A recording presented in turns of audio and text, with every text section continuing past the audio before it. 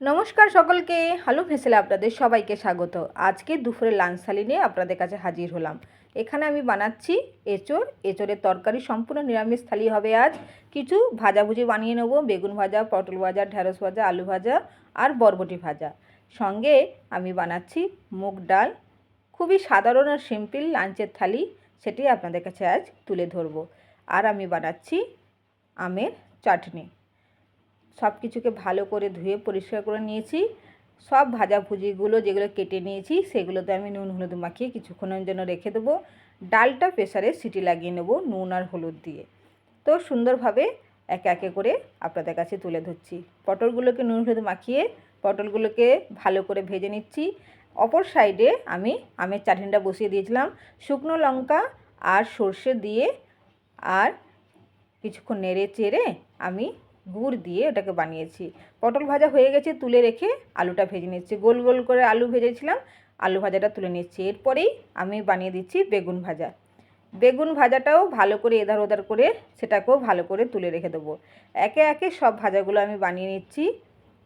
ঢ্যাঁড়স ভাজা, বরবটি ভাজা সব কিছু ভেজে নিয়েছি। ডালটা সিদ্ধ করে আমি ডালটা ভালো করে জিরে, শুকনো লঙ্কা, তেজপাতা দিয়ে ফোড়ন করে ডালটা আমি তুলে নিয়েছিলাম, সেটা আপনাদের দেখাতে ভুলে গেছি।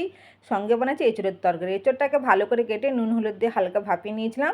তারপরে টমেটো, শুকনো লঙ্কা, তেজপাতা, গরম মশলা সব কিছু দিয়ে, আদা সব কিছু দিয়ে ভালো করে একটা মশলা তৈরি করে কাজু বাটা দিয়ে এটাকে আমি ভালো করে মশলাটা তৈরি করে তারপরে সেদ্ধ করে রাখা এঁচোড় আর আলুটা দিয়ে কিছুক্ষণ নেড়ে চেড়ে তারপরে আমি গরম জল দিয়ে বানিয়ে নিয়েছি এঁচোড়ের তরকারিটা। সম্পূর্ণ নিরামিষ থালিটা বানিয়েছি আজকে। দেখুন তো কেমন হয়েছে আজকের আমার থালিটা। যদি ভালো লেগে থাকে অবশ্যই একটা লাইক করে দেবেন। আজকে দুপুরে থালিটা রেডি করে নিচ্ছি। গরম ভাত নিয়েছি, সঙ্গে নিয়ে নিয়েছি শসা, কাঁচা লঙ্কা আর একে একে সব ভাজাগুলো নিয়ে নিচ্ছি। সিম্পল দুপুরের থালিতে আজকে ভাজার পরিমাণ একটু বেশিই আছে, কারণ আমার ছেলেটা একটু ভাজা বেশি খেতে ভালোবাসে, এই জন্য ওর জন্যই ভাজাটা বানিয়ে নিয়েছি। স্কুলে ছুটি ছিল তাই আজকে গরম গরম ভাতের থালিটা ওর জন্য রেডি করে নিচ্ছি।